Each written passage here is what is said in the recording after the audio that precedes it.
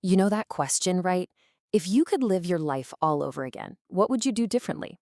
It's something we've all probably thought about. Well, today, we're going to look at a piece of writing that tackles that very idea with some really surprising and beautiful wisdom. And it all kicks off with this one incredible line. How about that for an opening line? I mean, seriously, not I'd make fewer mistakes, which is what you'd expect, but I'd make more. Right away, this just flips our whole idea of regret on its head. It's designed to make you stop and think, and it's the very first lesson the author has for us. So, where did these words come from? They're from this short but really profound poem written by a woman named Nadine Stair. And when she wrote it, she was 85 years old living in Louisville, Kentucky.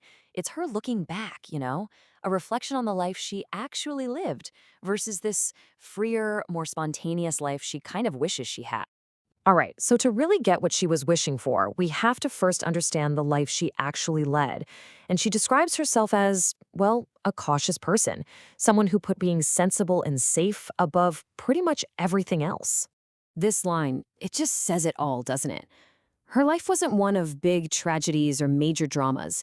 It was a life of careful, constant moderation, a life planned out, where she was always living years ahead of each day, constantly thinking about what could go wrong instead of just enjoying what was right in front of her. And she gives this amazing example to illustrate her point. She says she was the kind of person who never went anywhere without a thermometer, a hot water bottle, a raincoat, and a parachute.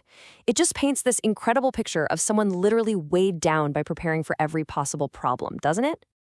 And here, you can really see the two paths laid out, side by side. On the one hand, you have the life she lived, sensible, sane, and really serious. But on the other, there's the life she wished for, a little sillier, focused on moments, and all about taking more chances, even if that meant making a few more mistakes along the way. And this is her. This is Nadine Stair. Seeing her name, her age, where she's from, it suddenly makes these words so much more real and powerful. This isn't just some abstract idea. It's the hard-won wisdom of a real person looking back on her 85 years. So, keeping her cautious life in mind, let's look at the life she dreamed of. Okay, let's flip the coin and look at the other side. The spontaneous, joyful, maybe even messy life she wished she'd lived. A life, as she famously put it, with a whole lot more ice cream. Her recipe for this imagined life is just so beautifully simple. It's not about climbing some corporate ladder or achieving some huge ambition. Nope, it's just a shift in mindset. It's about learning to relax, to be sillier than she had been, to limber up, and to just not take everything so seriously. This is probably the most famous line from the whole poem, and for a really good reason. It's so real, so tangible. It contrasts these big physical adventures, like climbing mountains, with the simplest of pleasures, like choosing ice cream over the sensible, boring beans. It's really just all about prioritizing joy.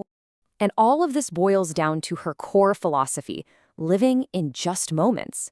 The whole idea is to stop obsessively planning for a future that might not even happen the way you think, and instead just be fully present.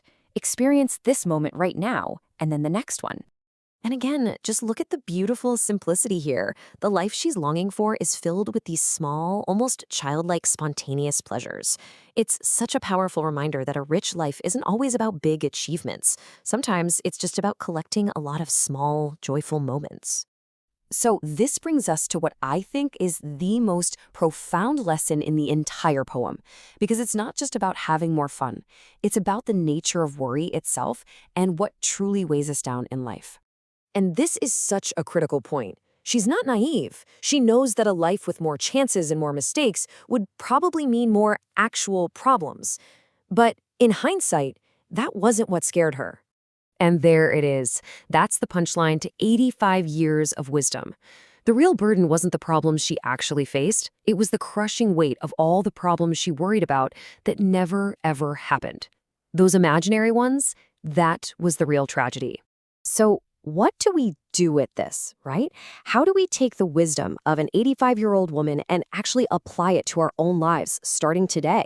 So the key takeaway here isn't to just throw all caution to the wind. Nadine isn't saying to be reckless. She's simply saying, I would travel lighter than I have. It's about making a conscious choice to let go of the unnecessary weight. The parachutes for problems that don't even exist. So you can free yourself up to actually live. And that's where the poem leaves us. It hands this powerful question right back to us. And so I'll leave it with you.